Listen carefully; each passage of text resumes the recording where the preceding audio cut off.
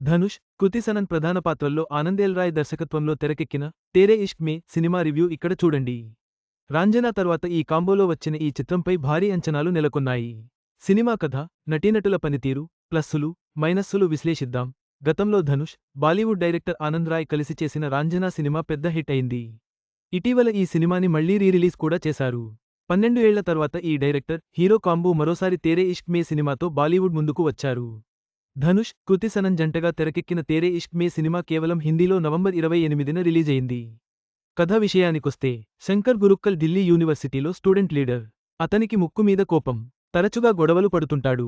ఆ కాలేజీకి ముక్తి బేనివాల్ పీహెచ్డీ థీసిస్ చేయడానికి వస్తుంది. కొన్ని ప్రయోగాల ద్వారా కోపధారి మనిషిని మామూలు మనిషిగా ఎలా మార్చొచ్చు అనే థీసిస్ చేస్తుంది.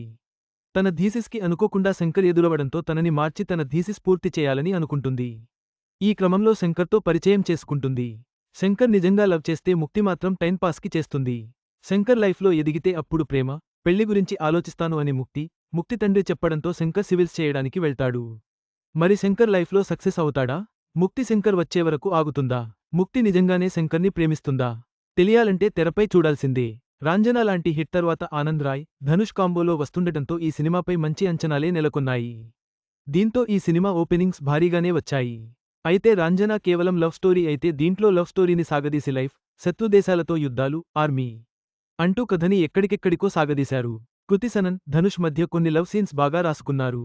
హీరో ఏకంగా హీరోయిన్ ఇంటిని తగలపెట్టడం, అమెరికాలో ఉండే వ్యక్తి ఇక్కడ ఆర్మీలో ఉండటం లాంటి కొన్ని సీన్స్ మాత్రం లాజిక్లెస్గా అనిపిస్తాయి. ధనుష్, కృతి సనన్ మధ్య వచ్చే కొన్ని ఎమోషనల్ సీన్స్ బాగా మెప్పిస్తాయి. ఆర్మీ యాక్షన్ సీన్స్ కూడా బాగుంటాయి. అయితే క్లైమాక్స్ని ఎవరూ ఊహించలేరు. క్లైమాక్స్లో కన్నీళ్లు ఖాయం. అధికారికంగా చెప్పకపోయినా పార్ట్ 2కి స్కోప్ ఉంది. కోపంగా ఉండే అబ్బాయిని హీరోయిన్ ఎలా కంట్రోల్ చేసింది, ప్రేమిస్తుందా లేదా అని ఒక కొత్త తరహా ప్రేమకథగా చూపించారు.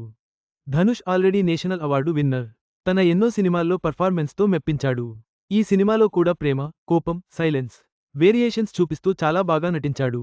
కృతి సనన్కు చాలా రోజుల తర్వాత నటనకు మంచి స్కోప్ ఉన్న పాత్ర పడింది. ఎమోషనల్ సీన్స్లో బాగా మెప్పించింది. ప్రకాష్ రాజ్, ప్రియాంశు, తోతా రాయ్, మిగిలిన నటీనటులు వారి పాత్రల్లో బాగానే నటించారు. సాంకేతిక అంశాలు, సినిమాటోగ్రఫీ, విజువల్స్ బాగున్నాయి. ఏఆర్ రెహమాన్ అయితే బ్యాక్గ్రౌండ్ మ్యూజిక్ అదరగొట్టేశాడు. పాటలు కూడా బాగున్నాయి. సినిమాలో చాలా సీన్స్ని రెహమాన్ తన మ్యూజిక్తోనే నిలబెట్టాడు. గ్రాఫిక్స్ విషయంలో ఇంకాస్త కేర్ తీసుకోవాల్సింది. ఆనంద్ రాయ్ మరో సరికొత్త ప్రేమకథని చక్కగా తెరకెక్కించాడు. నిర్మాణపరంగా కూడా ఈ సినిమాకు బాగానే ఖర్చుపెట్టినట్టు కనిపిస్తుంది. మొత్తంగా తేరే ఇష్క్ మే సినిమా బాలీవుడ్లో ఓ సరికొత్త ప్రేమకథ. ఓసారి చూసేయొచ్చు. ఈ సినిమాకు 3 రేటింగ్ ఇవ్వొచ్చు.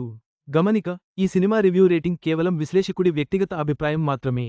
మొత్తంగా, తేరే ఇష్క్ మే, రాంజనా లాంటి అనుభవాన్ని ఆశించిన వారికి భిన్నంగా ఉంటుంది.